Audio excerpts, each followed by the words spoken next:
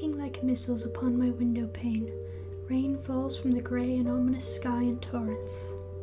I, at my desk, trying to fool myself into getting some work done, stare blankly toward the hazy window, where thundering raindrops cloud the view of the darkening street.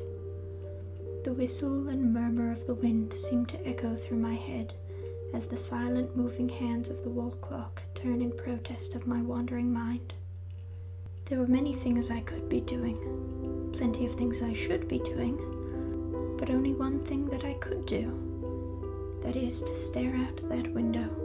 Though I was unable to see through it, I dared not take my eyes off of it for even a moment, for I feared that, if I did, they may come back for me. I've never considered myself the paranoid sort. In fact, up to this point I have lived a life with a certain careless abandon. But I'm finding now that my years spent dismissing and even mocking and tempting danger, it was all a facade. Lightning strikes beyond the window and illuminates the street for a moment. I find my eyes scanning frantically for any figures or shadows beyond the window. There were none. Oh, how smug I was from a young age, as most of us were, believing we were invincible, ready to take on the world or die trying. But I was a fool to let myself be so careless. I know that it is coming for me now. It's only a matter of time. So even through the blur of the rainfall, I continue to stare out at nothing through the dark window into an empty street. Oh, the occasional car will pass, the headlights blinding me for a few seconds, and the rumble of the tires exciting my imagination into a state of panic. But the cars always pass, and with them, my anxiety. What a queer emotion it is, fear. Never before had the howl of the wind or the patter of the rain, or the absolute silence of the night ever driven me to tremble and to cower back like a child. Where had this fear been on that night? How bold, how confident I was in myself. Where was that fear when I waltzed down the blackened street at midnight, humming and skipping, so sure that I was perfectly safe? I suppose that, somewhere in my great feeling of triumph, a hint of doubt had crept into my mind, and had continued to grow until, here I sit, locked away in my chamber, tense as an alley cat, watching and waiting. I was sure that I had freed myself from the agony that loomed over me, keeping me captive in a state of fear. I was so sure, so confident that I could rid myself of that torment and escape. But I knew that it would come for me, and over the sounds of the thundering rain upon my window and the low howl of the wind, I could hear its wails as it drew near to me, screeching hideous yowls down every street, seeking me and me alone. I covered my ears and closed my eyes, my heart racing and tears rolling down my cheeks. I didn't want it to find me.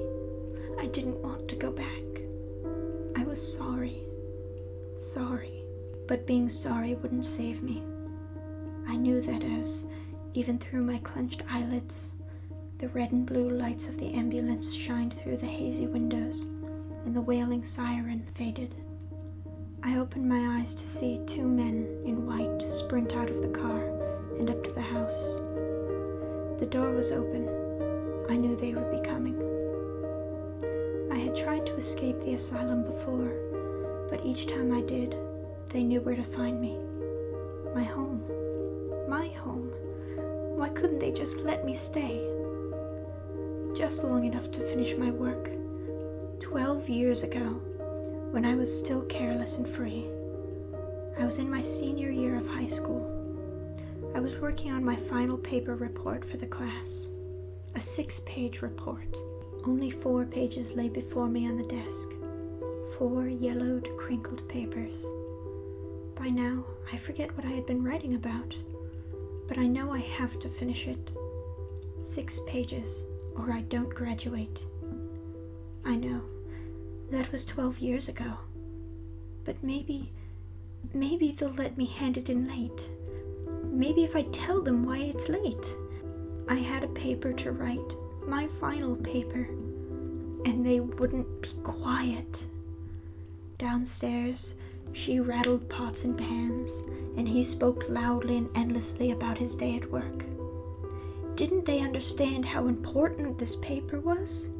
They wouldn't keep quiet. So I made them be quiet. And for that, they locked me away in an asylum. Since then, I've escaped many times. I've always returned here, and they always find me. The two men in white flung open my doors to find me huddled in my chair, crying. They were always kind. They didn't hurt me, but they would never let me stay. I didn't fight them. On either side of me, they kept a firm hold on my arms as they walked me through the doors, down the stairs, and out into the street. The cool rain fell softly on my face. It left tiny white dots on the shoulders of my straitjacket. I couldn't write with the jacket on, so I couldn't finish my homework tonight. But I wasn't upset. I just breathed in the cool air and enjoyed the feeling of the rain on my face. No, I wasn't upset that I couldn't finish my work tonight. After all, there was always tomorrow.